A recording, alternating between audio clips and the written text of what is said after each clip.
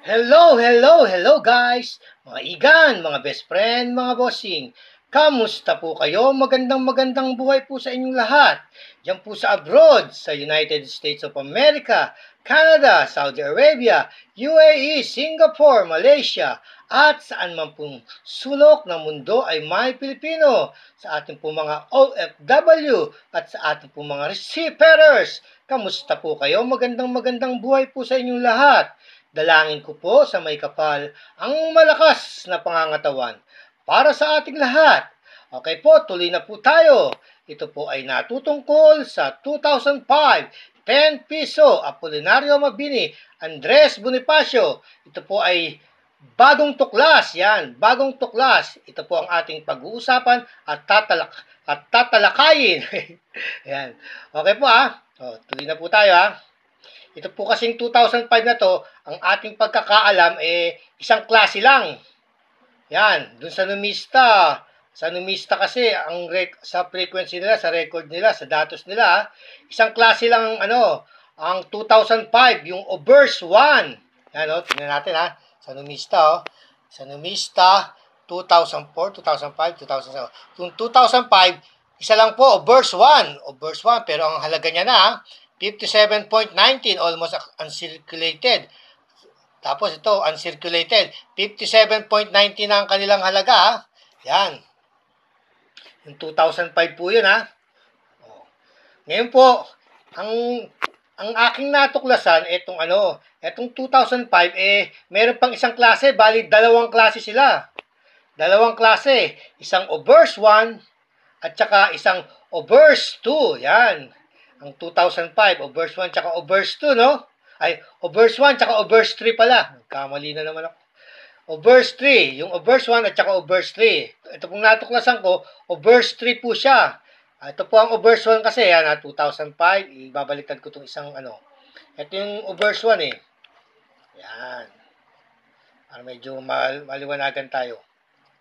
Ito pong verse 1 ay, kung titignan nyo po yung kanyang katangian yung verse 1. Ang verse 1 po kasi yan, maliit ang maliit ang mga cogwheel niya.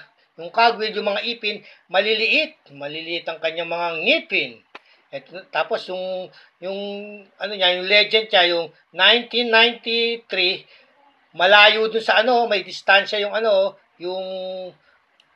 circle, no? Tsaka yung 93, no? May distansya siya, Kung titignan niyo po, may distansya siya. Yung 1993, yung legend po tawag dyan May distansya yung may space. Pero itong verse 3, tinatawag nila close, close close 1999, yun. Malapit siya ron sa tatawag ko na itong 2005 na reverse 3 na aking natuklasan. Bagong tuklas po yan. Kasi sa numista, baka hindi sila nakapag-submit. Sa Central Bank naman, wala pa talaga silang inilalabas na datos. Pero ngayon po, meron tayong nadiskubre na dalawang klase pa lang, ang 2005, yan, may halaga na siya sa numista, 57.19. Ayan po, tignan niyo po mabuti ang pagkakaiba niya. Ayan, tignan niyo po lang po sa Diyan, yung sa ipin pa lang po ng cogwheel. Yan. Maliliit yung ngipin. Ito po, malalaki ang ngipin. Yan Yung ngipin po, malalaki, no? Yan. Doon pa lang po sa araw. Yung sa kanyang araw, tinatawag nilang may narrow race. Ito, maigsi ang race, no? Yung race, yung sinag. Maigsi, no? Ito, medyo mahaba, tsaka maliit yung mukha nung araw, maliit yung mukha. Ayun, no? Yung sinag niya, mahaba, no? Tapos, ito naman, tingnan rin sa itong araw na to, araw rin to, no? Tingnan niyo, ito, maliit. Ayan, Ayan po yung verse 3. Yan. Doon sa 1999, 1993, tingnan niyo po, may space po yan. May space yung 1999 niya. Pero itong isa, wala pong space, no? Tsaka medyo malaki yata ang letters, no? Medyo malaki ang letters nitong verse 3 to.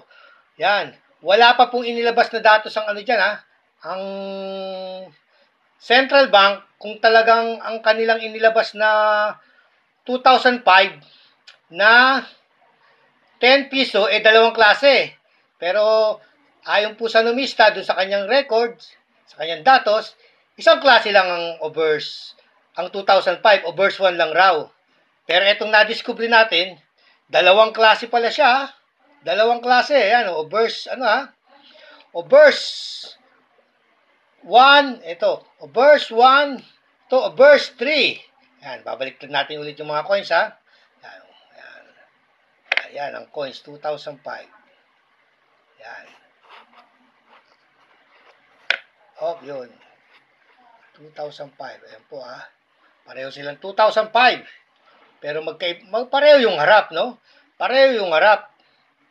Pero yung likuran, magkaiba. Obverse 1 lang ang pagkakaalam natin, ha. Obverse 1 lang, ha. Pero dalawang klase pala. Ngayon, sa ano naman po, sa kanyang halaga, ibig sabihin, kung ako lang ang magsasabi, etong ganitong obverse 3 na to, palagay ko, hindi malalayo to sa presyo ng nung 2007 tsaka 2009. Hard to find po siya, pero rare na eh. Hard to find. Mahirap hanapin. Ayan po, oh. Ayan po ang pagkakaiba niya, no? Hindi malalayo itong itong 2005 obverse 3 sa presyo ng sa presyo ng 2007 at saka 2009, 10 piso. Yan. Ayun naman po ay isang tip ko po sa inyo para sa pag-hunting ng ganitong Sana marami pang mag-vlog ng ganitong mga para malaman rin natin kung talagang gaano karami ang lumabas na na ganitong coins, ha. Hindi naman siguro error to. Kung sa siyempre sa central bank, lang, talagang hindi, meron silang mga sikreto, hindi lahat inilalabas nila. Sa bagay, yung wala pa talaga silang nailabas. Pero siguro, di sa numista, walang nag-submit. Kasi may mga member yan, sinasubmit po nila yun kung ilan ang kanilang mga hawak na coins, parang para nabibilang ng numista kung ano yung pwedeng maging hard to find, pwedeng maging rare, ganyan po yan sa numista eh. Kung may mga member po sila, mga nagsasubmit ng mga nila, mga coins nila, mga papeles na record. Ganun po sa numista, may mga member po. Ayan. Ayan po, ha. Ayan, isang tip lang po, isang bagong tuklas. Natuklasan natin to, ha. Meron pala, pero siguro pag nilabas na ng pag nilabas na ng Central Bank yung mga records niya, kaya lang matagal pa siguro kasi matagal pa siguro nila ilalabas kasi ginagamit pa natin, pero siguro kapag hindi na natin ginagamit, lalabas na rin yan. Pero matagal-tagal pa yun. Pero malapit na rin siguro. Naglabas na sila ng mga bagong coins natin eh. Ayan, no? Okay po, ha. Kita nyo po, ha. Ang reverse 1, obverse 1, tsaka obverse 3. Itong obverse 3 po, yan, ang bagong tuklas. Ang ating natuklasan, itong obverse 3 2005. Yan. Obverse 3 2005.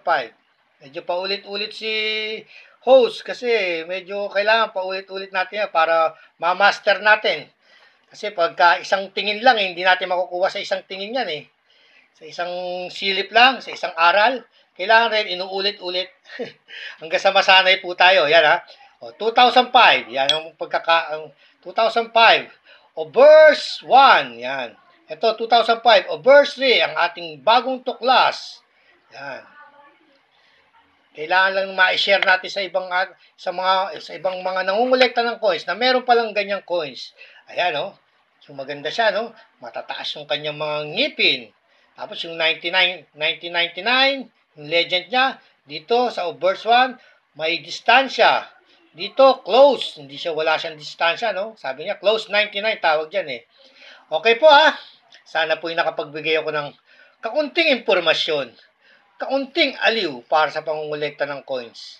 Ang mahalaga, alam natin kung magkano ang value ng mga coins na ating hawak. Pero etong etong 2005 na to, ha. Itong 2005 na to, dun po sa NGC, may value na rin siya. Titignan natin sandali para maano natin. May value rin siya sa 2005, hanapin natin, ha. 2005, 10 piso, yan. Kanyang presyo, ayan, $5 po yung sa 65 niya. $5 na po ang pinakamababa.